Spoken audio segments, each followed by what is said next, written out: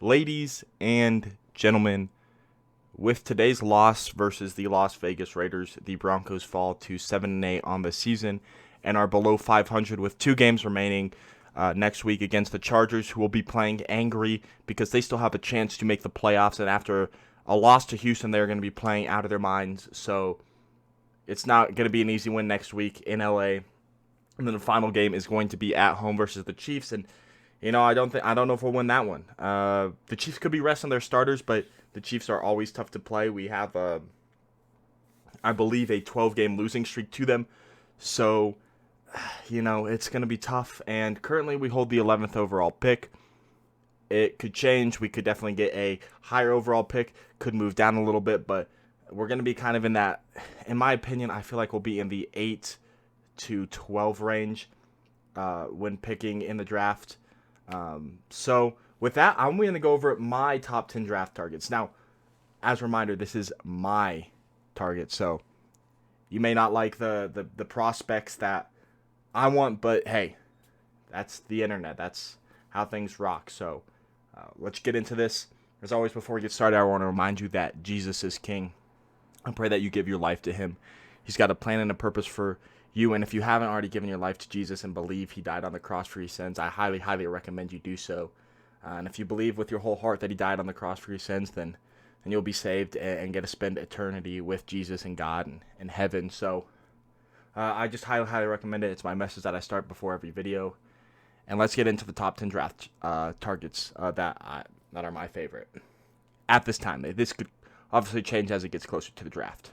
A disclaimer before we jump into this video, I forgot to mention it at the start of the video, but these prospects are going to be within reason of the Broncos' current pick, which is 11th overall. So you're not going to see guys like Kayvon Thibodeaux, Aiden Hutchinson, Kyle Hamilton, Derek Stingley, Ikem Ekwonu, Evan Neal, because those guys are going to most likely go in the early parts of the first round. I'm doing prospects that could potentially fall to the Broncos' current pick at number 11, so just a heads up on that one, and yeah, let's get back into the video. At number 10, I have Kenyon Green, interior offensive lineman at Texas A&M, 6'4", 225 pounds, a junior out of Humboldt, Texas. Man, I think that after today's game, the O-line looks like they need help. I mean, Austin Schlottman started at center. He didn't look great. He was fine snapping the ball to Drew. There's no miscommunication there, but in terms of blocking, he wasn't great. Quinn Miners, Dalton Reisner struggled today. So if we were to go in the guard direction, I would love Kenyon Green, potentially to fill in for Dalton Reisner or Graham Glasgow, who's even leaving. Maybe potentially move Quinn Miners to center, Dalton Reisner at left guard, Garrett Bowles at right tackle, or left tackle, excuse me. Plug Kenyon Green in at guard, and then whoever our right tackle would be. But Kenyon Green's a mauler, and he would be a beast on the offensive line. Could play either of the guard positions. But we also got Natani Moody. So if we don't like Dalton Reisner, move on. It could be Bowles, Natani Moody, Quinn Miners, Kenyon Green, and who's ever at right tackle. He was the best guard in the class and probably the best interior play in the class. It's between him and Tyler Linderbaum, but I got to go with Kenyon Green on this one. At number 9, I have David Ojabo, edge out of Michigan. This is someone, if we trade down or we're picking in the second half of the first round, I love David Ojabo out of Michigan to be a potential replacement for Von. Bradley Chubb, he's been decent. He hasn't been great, but he's also missed a lot of time. Malik Reed, I think, is a really good pass rusher as well, but David Ojabo could go in there and help the pass rush. 36 total tackles, 25 solo, 11 assist tackles, 3 passes defended, 11 sacks, and he's forced 5 fumbles, which is kind of crazy if you think about it. And Ojabo has just been the right-hand man to Aiden Hutchinson, and if you think about it, if people are focusing on Bradley Chubb rushing, then David Ojabo is going to be the complement to that and could get some really nice pressure on our opponents.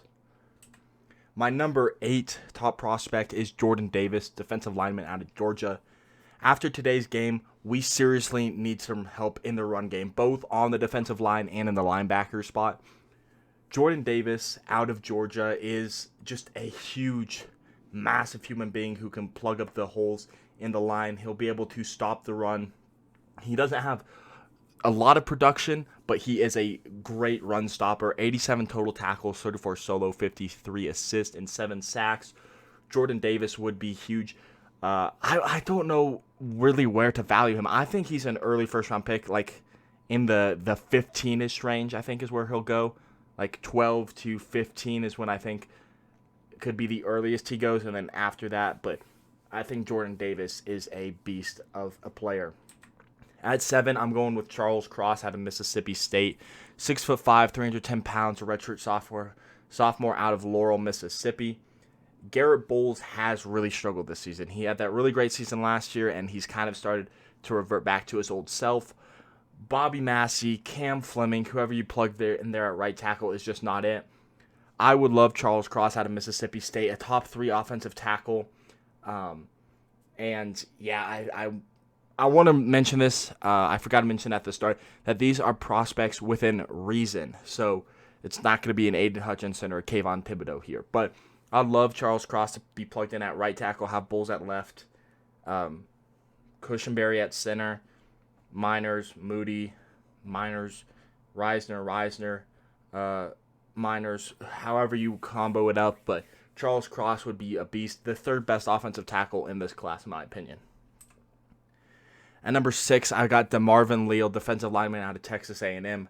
Same thing with Jordan Davis. You know, he is a great defensive lineman. But he can also rush the passer, plug up the holes for the run game. He hasn't taken that next progression that I thought he was going to take this season, but I still think he would be a phenomenal player to plug into our defensive line. 133 total tackles, 59 solo, 74 assists, 5 passes defended, 13 sacks, 2 forced fumbles, and an interception. DeMarvin Leal, it would be a fantastic pick for the Broncos, and if we picked him, I would not be mad. At number 5, we have Matt Corral, quarterback out of Ole Miss or Mississippi. Now, he might be a little low compared to some people's list. The reason he is so low is if we picked him, I'd be happy. I would love Matt Corral if he came to Denver, but he needs to be coached up a little bit more. Lane Kiffin has done a great job at Ole Miss, but he's not my favorite quarterback prospect. I will be honest. I believe, if I remember correctly, there are 3 quarterback prospects ahead of him that I would rather have. Don't get me wrong, I would love Corral, but there's guys who I'd want more.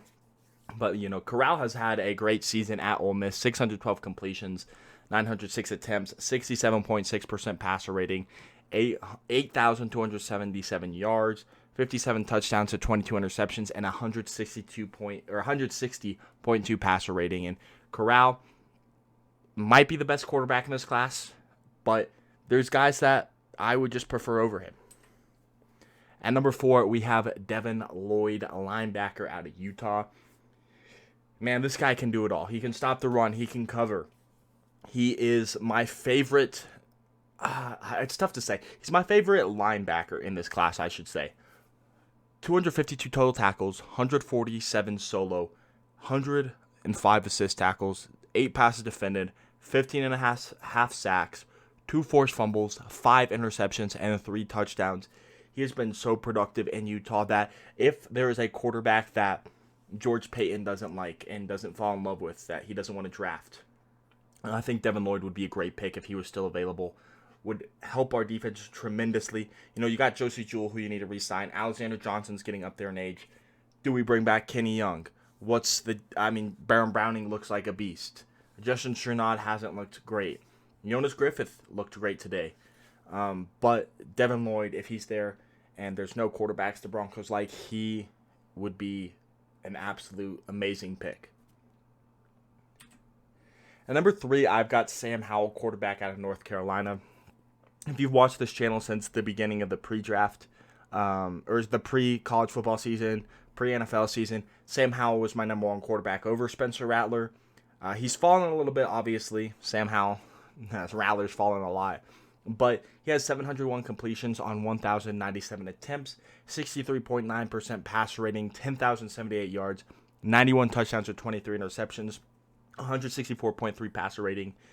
And Sam Howell is a prospect where he can run, pick up the first down with his legs. He can throw the ball fairly decent. He doesn't have the strongest arm, but it's not a noodle. he can fit it into where it needs to be. He has that good touch under the ball. And he's just smart. And when you look at his character, Sam Howell's the prospect I've done the most research in. When you look at his character, when you watch his interview, he said he wanted to play in the Mayo Bowl because he was committed to the team of North Carolina, which says a lot about a player's character. And when watching Behind the Broncos, the series that we did last season, and looking at the draft process, they wanted high character players, and Sam Howell is one of those guys. And if the Broncos like what they see and think that they can develop him, I would assume that he would be the pick. Now going into number 1 and to number 2, it's a toss-up. I was going back and forth who I want at number 2 and number 1, but at number 2 I have Malik Willis, quarterback out of Liberty, which may be a shocker to a lot of people. But to me, if we could get Malik Willis and get a good veteran quarterback, it probably wouldn't be Russell Wilson or Aaron Rodgers or Deshaun Watson, because obviously we would need to trade our first round pick to those teams in order to acquire them. But a solid bridge quarterback, I don't know who that would be, but if we could get like a solid bridge quarterback to develop Malik Willis, that would be huge. Now the problem is he does need to develop, so I would not want him starting right away, because he has got the mobility and the ability to run and scramble and pick up first downs with his legs and just be a dynamic playmaker. He's got the tools to be a decent thrower in the NFL. You look at him throw, he's got the arm strength.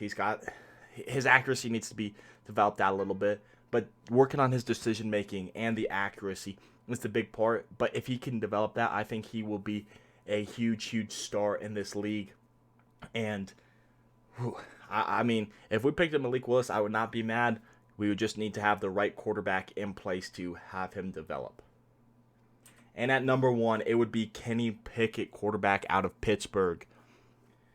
Yeah, I mean, he's the all-time Pittsburgh passing record holder. 1,045 completions on 1,647 attempts. He has a completion percentage of 62.4%. He's thrown for 12,303 yards, 81 touchdowns, 32 interceptions, and has a passer rating of 136.3. I think Pickett could start right away if we needed him to. And yeah, I mean, he would have a lot of good weapons around him. Judy, Sutton, Patrick, Javonte Williams, Melvin Gordon if we bring him back, Noah Fant, Alberto Cuebanam. A great defense, and if we got Kenny Pickett, I do think we would be playoff contenders. Maybe not Super Bowl contenders quite yet, because it would be his rookie season, but, who knows? But yeah, those are my top guys within reason of the Broncos' current pick. If you disagree, I'm sorry, but you can leave your 10 down in the comments below. Thank you for watching, and yeah, I'll catch you in the next one. Peace out.